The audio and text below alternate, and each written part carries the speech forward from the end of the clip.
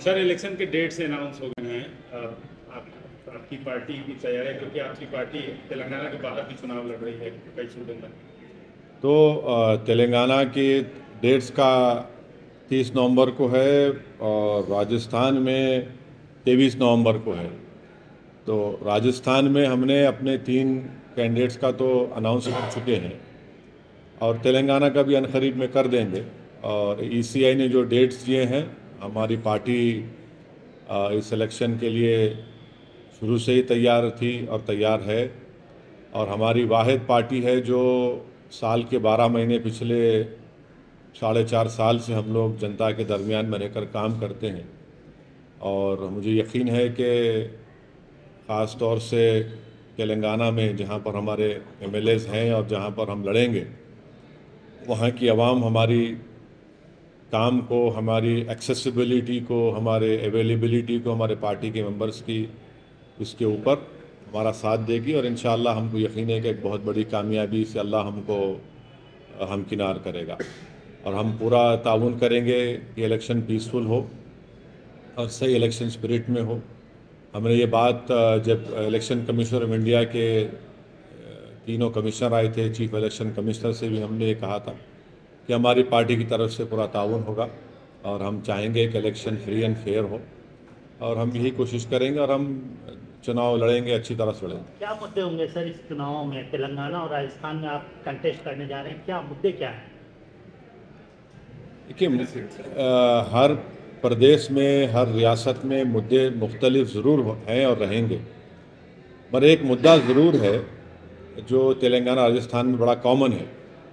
वो ये है कि अल्पसंख्यक समाज की, दलित समाज की पॉलिटिकल लीडरशिप हो, उनकी एक वॉइस हो, ताकि उनसे उनका पॉलिटिकल एम्पावरमेंट हो, जिसकी वजह से उनका सोशल जस्टिस उनसे होगा और डेवलपमेंट में, एजुकेशन में उनका हिस्सा होगा, सिक्योरिटी में इजाफा होगा। अब तेलंगाना में कई अलग इश्यूज़ रहेंगे, राजस्थान में अलग रहेंगे, मगर जो कॉमन चीज़ें हैं वो ये है। अब तेलंगाना में तो हमको ये उम्मीद है कि इंशाअल्लाह दोबारा केसीआर तेलंगाना के मुख्यमंत्री बनेंगे और हमारी पार्टी के एमएलएज भी कामयाब होंगे जहाँ जिस असेंबली कॉन्स्टिट्यूंसी से हम लोग लड़ेंगे। राजस्थान में हम लोग पहली मरतबा लड़ने जा रहे हैं। जमील ख़ान हमारे पार्टी के प्रेसिडेंट हैं, उनकी लीडरशिप में हम उम्मीद करते हैं कि राजस्थान की आवाम भी हमारे एमआईएम पार्टी के कैंडिडेट्स को वोट देकर वहाँ पर उनका विधायक एमएलए बनाएंगे। सर एक लड़ने वाले सवाल है और तेलंगाना में आप 8 सीटों पे लड़ते रहे हैं, तो अब क्या 8 से ज़्यादा सीटों पे लड़ेंगे? सवाल नंबर 1। सवाल नंबर 2, अभी आपने कहा कि हम उम्मीद करते हैं कि सीएम जो है फिर से रिपीट करेंगे, बीआरएस की सरकार बनेगी। तो जो कांग्रेस आप पे आरोप लगाती है कि आप बीआरएस के बी टीम हैं, तो आपने ऑफिशियली स्वीकार कर लिया कि आप बीआरएस की बी टीम? हम तो सबकी लैला है ना।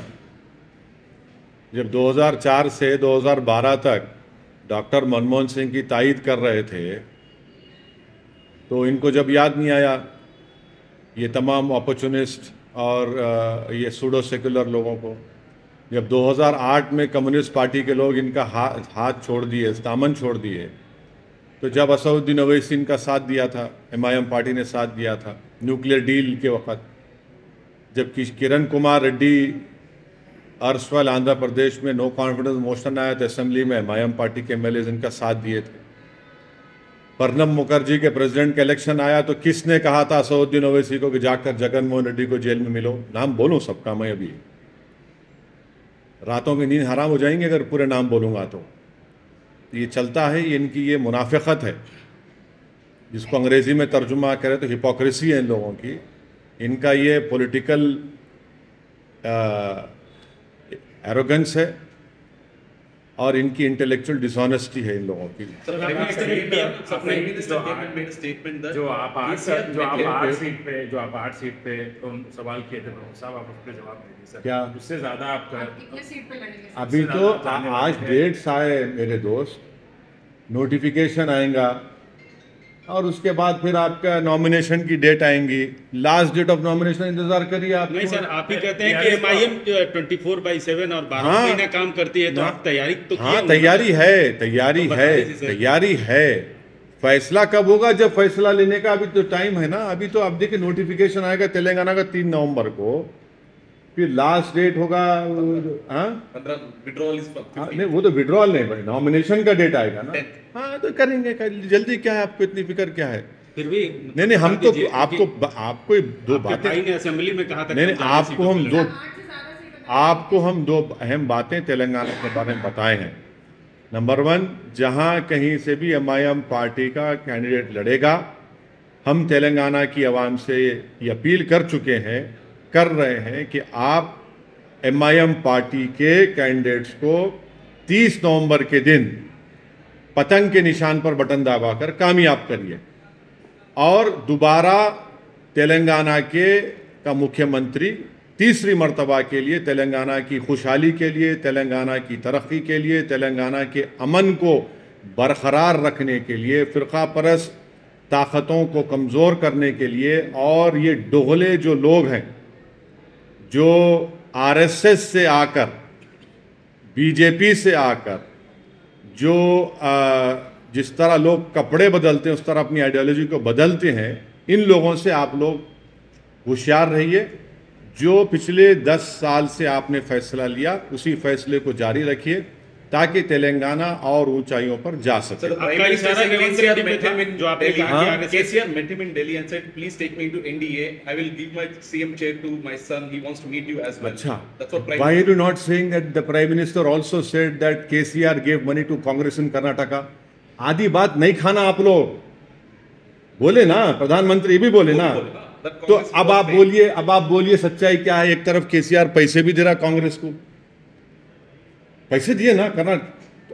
अब सच्चाई क्या है बोलो आप, सच्चाई आप ही बोलो मेरे को। दो पार्टीज को आप ही चला रहे हैं। हाँ, दो पार्टीज को आप ही चला। अरे पूरी दुनिया को अल्लाह चला रहा मेरे भाई, पूरी पॉलिटिकल पार्टी। अरे पूरी दुनिया को अल्लाह चला रहा। मैं तो अल्लाह, हम सब लोग क्या बोलते, कठपुतली हैं। हाँ, वो दुनिया अल्लाह चला रहा। आप जो प्राइम मिनिस्टर का सिलेक्टिव जुमला निकाल रहे हैं, मगर दोनों जूसी हैं। मगर आप ये सोचिए कि कैसा प्रधानमंत्री है कि एक तरफ ये भी बोल रहे, एक तरफ वो भी बोल रहे। माने प्रधानमंत्री का बोलने का मकसद क्या है कि गिरा तो गिरा मेरी टांग ऊपर, वो मतलब है उनका। अब आप बोलिए कि मेरे से आके मिले और फिर कांग्रेस को पैसे भी दे रहे। प्रधानमंत्री खुद एक चीज को पकड़ लेना, और अगर कोई कांग्रेस से लोग बोले तो फिर ये भी बोले। अगर वो सच बोल रहे तो कई बातें सच निकल जाएंगी, फिर आप लड़ ही नहीं सकेंगे मोदी से। आपने कहा कि RSS से और दूसरी पार्टियों से आके चोला बदल के कर रहे हैं, आपका इशारा रेवंत रेड्डी की तरफ। बिल्कुल, मैं तो खुलेआम बोल चुका हूं। 1999 के असेंबली इलेक्शन में जब हमारे लेट मरहूम सैयद सज्जाद साहब इलेक्शन लड़ रहे थे, जनाब किशन रेड्डी बीजेपी के कैंडिडेट थे। मैंने अपनी आंखों से देखा है उसको, किशन रेड्डी के साथ काम करते हैं बीजेपी का। क्या बात कर रहे हैं? वो बोल रहे हैं कि मैं विद्यार्थी परिषद। अरे मैं देखा हूं, मैं देखा हूं ना। वो कह रहे हैं मैं बीजेपी में नहीं। अरे कैसा नहीं थे? अरे मैं देखा हूं, 2 जगह पे देखा हूं। नॉमिनेशन फॉर्म किशन रेड्डी डालने आए थे, खैरताबाद में ऑफिस था RO का। फिर गुडी मलकापुर मार्केट जो उस वक्त कारवान कैसा था, मैं देखा हूं। माने ये ऐसा है ना कि ये 2 पार्टी बीजेपी और कांग्रेस जो है, आप देखते होंगे गाँव में या शहरों में हर कोर्ट के सामने एक बेचारा बैठता है कुर्सी टेबल डाल के, आइए हम नोटरी कर देंगे, आ जाइए ना, आ जाइए नोटरी कर देंगे। ये दोनों बैठे नोटरी दुकान में और बोलते जबान निकालो, लगाओ सेकुलर, तुम नेशनलिस्ट। ये कब तक चलेगा ये ड्रामा? ये दोनों बैठे हैं दुकान डाल के, इनका मामला वही है। अब आप बताइए, जो बीजेपी से आ रहा है वो हमको कह रहा है कि हम हैदराबाद के नहीं महाराष्ट्र के हैं। अरे भैया, तू तो बात कर रहा है गोलवालकर की ज़बान में, तुम बात कर रहे हो दीनदयाल उपाध्याय की ज़बान में, तुम बात कर रहे हो राजू भैया की ज़बान में, तुम बात कर रहे हो प्रेजेंट सरसंघचालक की ज़बान में, तुम वो पूरी किताबों का निचोड़ हो तुम, जो RSS के लोगों ने लिखी है। RSS भी तो यही कहती है कि यहाँ के नहीं है ये लोग, वो जबान में बात कर रहे हैं और कांग्रेस पार्टी में है वो। सर, आपने कहा कि KCR फिर से मुख्यमंत्री बनेंगे और ये है, तमाम बातें कही, तो क्या आप उनके लिए कैंपेनिंग भी करेंगे, उनको सपोर्ट करेंगे इस चुनाव में? देखिए हम तो पब्लिकली ये बात को कह चुके हैं, मगर हमारी प्रायोरिटी होगी अपनी पार्टी के कैंडिडेट्स के लिए, पहले हम उसके लिए काम करेंगे। नहीं, सर आपके जो फ्लोर लीडर है और आपके भाई भी है, उन्होंने सोनिया गांधी के ओरिजिन पे क्वेश्चन किया। हमारा क्वेश्चन किया जा रहा है कि कहाँ के, हम तो हिंदुस्तान के हैं, हमारे परदादा हिंदुस्तान के हैं, हम कहीं नहीं, हमारे परदादा हिंदुस्तान के नहीं है। हमारा मानना यह है कि जब अल्लाह सुब्हाना व तआला ने बाबा आदम अलैहिस्सलाम को जब दुनिया में भेजा जन्नत से, तो उनका पहला कदम यहाँ पर था। हाँ, हमारा वहाँ से शुरू हो रहा मामला, हमारा वहाँ से शुरू हो रहा। आप क्यों आप दादा परदादा पे जा रहे, वहाँ से शुरू हो रहा। हाँ सर, सोनिया गांधी। हाँ चलो बोल। सोनिया गांधी की सर, क्या आप राजस्थान, मध्य प्रदेश से छत्तीसगढ़ में ही कैंपेन करने जाएंगे? राजस्थान में आपके कैंडिडेट? राजस्थान में तो जाना ही जाएंगे, हमारे कैंडिडेट्स हैं, वहाँ पर कैंपेन करेंगे, क्योंकि 7 दिन पहले राजस्थान में हैं, फिर उसके बाद मैंने 21 तारीख को कैंपेन खत्म होगा राजस्थान में, और तेलंगाना में खत्म हो जाएगा 28 को, तो दोनों जगह जाएंगे। सर, मध्य प्रदेश के बारे में आपने नहीं बताया। अभी हम बात करके बताएंगे, 1-2 दिन में बता देंगे आप। सर, आप तेलंगाना में 26 ऐसे असेंबली कॉन्स्टिट्यूंसीज है जिसमें माइनॉरिटी वोट जो है बहुत इम्पोर्टेंट रोल प्ले करता है। और नहीं, तेलंगाना में हर वोट इम्पोर्टेंट है, माइनॉरिटी है, हिंदू वोट में अपर कास्ट का इम्पोर्टेंट है, चाहे वो ब्राह्मण हो, चाहे हमारे कम्मा भाई हो, वेलमा हो, रेड्डी हो, ओबीसीज में मुनूर कापू हो, मुदिराज हो, गौड़ हो, यादवाज हो, पद्मशाली हो, दलित में माला माडिगा है, सबको वोट डालने का है। और सब मिलके मुझे यकीन है कि जो 10 साल में तेलंगाना जो प्रोग्रेस कर रहा है, हाँ कमज़ोरियां हैं, इसमें कोई इनकार नहीं कर सकता, मगर एक विजिबल डेवलपमेंट तेलंगाना में नज़र आता है।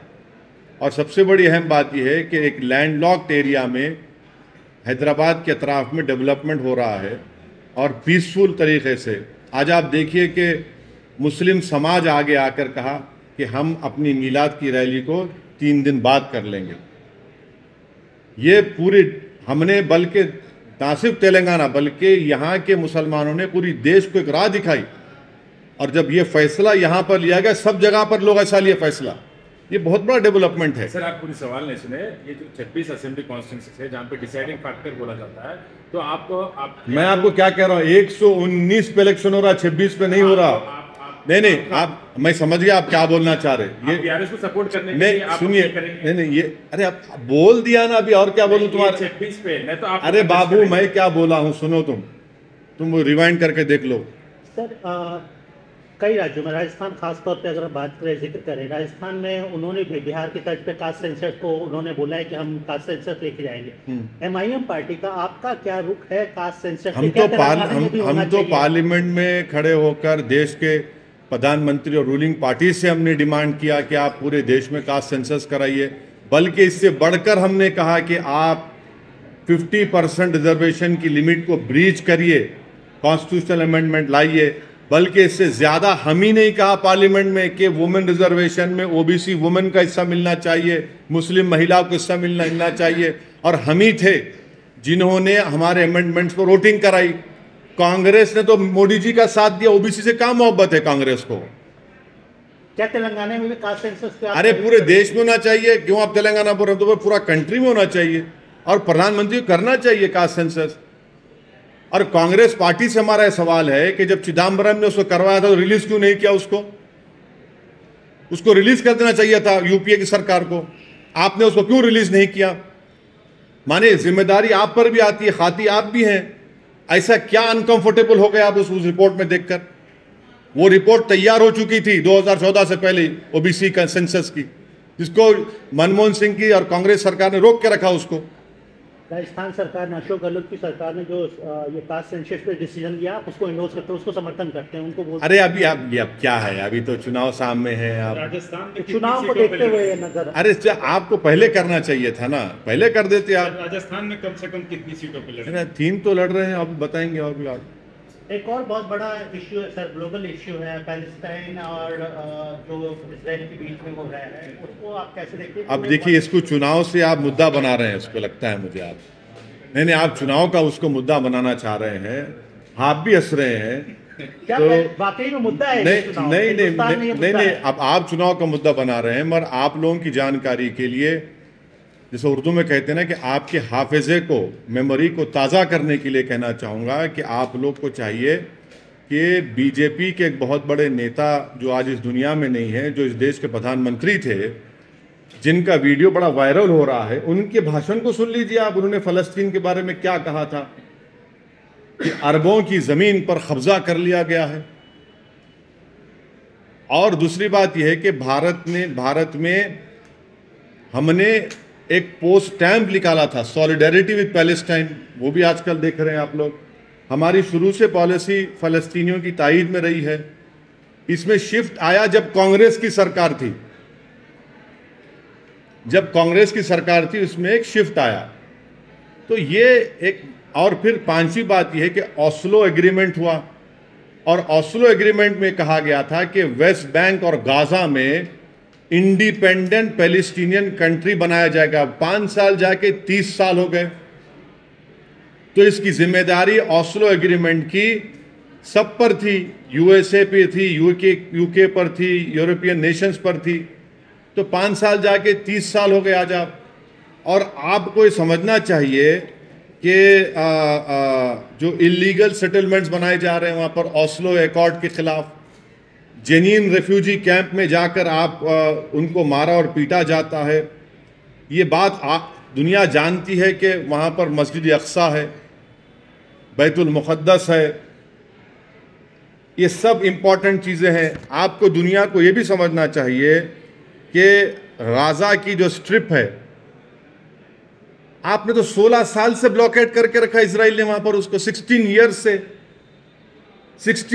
से ब्लॉकेट है। ओपन एयर प्रिजन है वो। क्या है बताइए अब आप उसका। एक उसका रास्ता था दारुल बला में, आपने पेरीमीटर लगा दिया। 2005 में रास्ता बंद कर दिया आपने। इजराइल ने गाज़ा एयरपोर्ट को 2001 में बर्बाद कर दिया। करीम अबू सालम एक इलाका है, आपने 2008 में इजराइल ने बंद कर दिया। हाँ, फिर आपका गाज़ा सिटी का 2010 में आपने उसको बंद कर दिया। बेत हनोन में सिर्फ उन्हीं लोगों को क्रॉस करने दिया जाता है जिसके पास इजरायली का इशूड परमिट्स है। राफा जो इजिप्ट में आता है रास्ता, उसमें स्पोरेडिकली कभी भी खोल दिया जाता है। हजारों बच्चों को जो फॉरेन स्टडीज का वीजा मिलता, जाने नहीं दिया जाता उन लोगों को पढ़ने के लिए। ओपन एयर प्रिजन बना के रख दिया आपने गाजा और वेस्ट बैंक को। और फिर आप बोल रहे हैं कि ये क्या हो रहा है। वायलेंस, अप्रेसर कौन है वहां पर? अप्रेसर इजराइल है। अप्रेस कौन है? फलस्तीनी है। वायलेंस कोई भी करो हम उसको कंडेम करते हैं, चाहे कोई ऑर्गेनाइजेशन करो या फिर इजरायली गवर्नमेंट करो। और आप एक बात समझिए, 90 साल से फलस्तीनियों को दबाया जा रहा है। यूक्रेन में रशिया हमला करता है तो पूरे पहुंच गए। ये कौन सी मोहब्बत है? गोरी चमड़ी से मोहब्बत है और ब्राउन चमड़ी से मोहब्बत नहीं है क्या आप लोगों को? नहीं, सुनिए, यूक्रेन में हमला रशिया ने किया, आप वहां पर पहुंच गए। ये 90 साल से ये लोग हैं भाई। महात्मा गांधी ने क्या कहा था इन लोगों के बारे में, वो भी देख लीजिए आप। तो इस पर इतना ही हमको बोलना है। मुद्दा चुनाव का है, उसको लिमिटेड रखिए। सर 1000 लोग मारे गए इसराइल में, और आप कंडेम भी कर रहे हैं, और 500 टेररिस्ट मारे गए, बल्कि इसराइल डिफेंस फोर्स का ये कर रहा है। उसमें 200 तक, मतलब करीबन रिपोर्ट्स के मुताबिक 200 तक सिविलियंस भी रह सकते बोल के बोल। मगर सर ये क्लियरली वॉर बोल के बोल रहे हैं, तो इस पे आपको what do you like to state, because they are calling it as open war, not an escalation. Prime Minister also said it's an act of terror. And also they have and then they also said something else. आपको मैं बताना चाह रहा हूँ कि 90 साल में कितने फ़लस्तीनी मारे गए, कितने बच्चे मारे गए, कितने लोग जेलों में हैं। ओस्लो एकॉर्ड में आपको 5 साल में फ़लस्तीन को बनाना था, फ़लस्तीन कंट्री को बनाना था, आप 30 साल हो गए।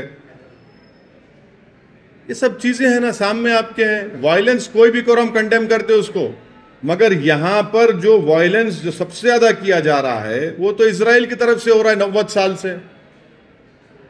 90 साल से कैंप डेविड कितने मरतबा हुआ बताइए? वायलेंस के मानते नहीं, वायलेंस को कंडेम करते हैं।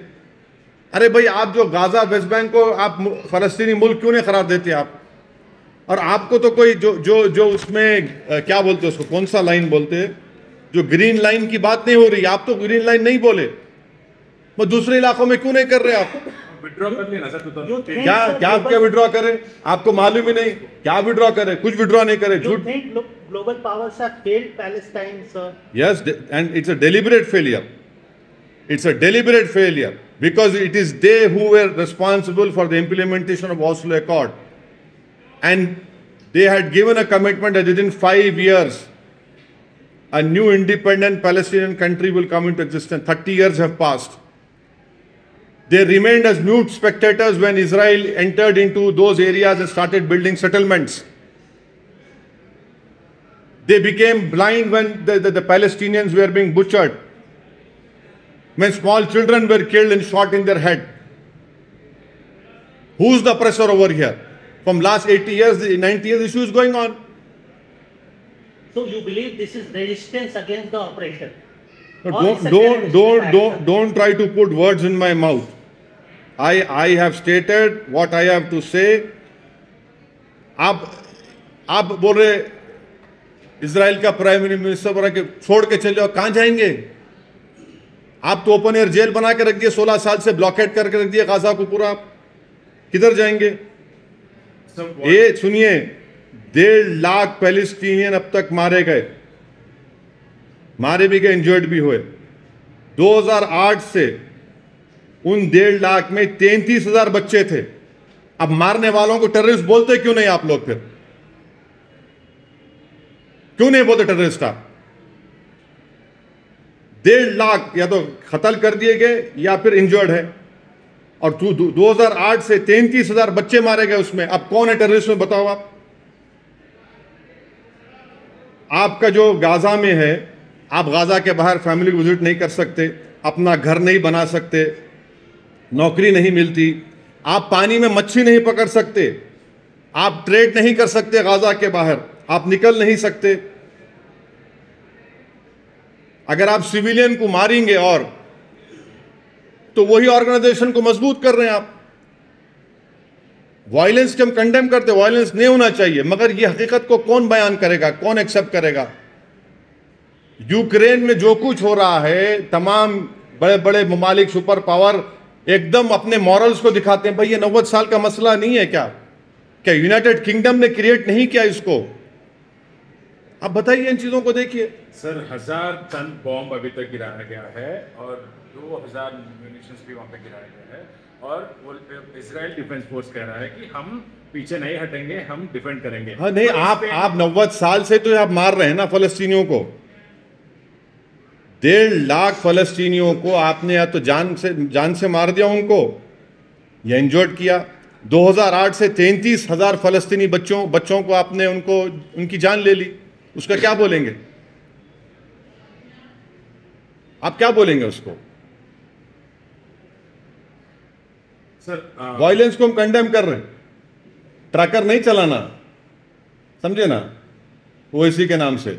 मगर हकीकत यह है sir, what do you think, where should India stand on this? And आपने कहा कि प्राइम मिनिस्टर जी के मतलब अटल जी के वीडियो वायरल हो रहा है और पुराने अपना इंडिया का साथ रहा है पाकिस्तान के साथ, तो अभी जो है where should India stand on this?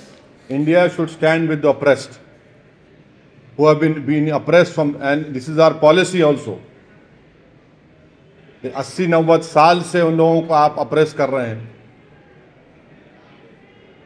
Israel के साथ अपना रिलेशन भी देखिए, ऑस्लो पीस अकॉर्ड को इम्प्लीमेंट क्यों नहीं कर रहे आप? और ऑस्लो पीस अकॉर्ड को इम्प्लीमेंट करने की जिम्मेदारी इजराइल की है, जिम्मेदारी इजराइल के कोर्ट में आती है।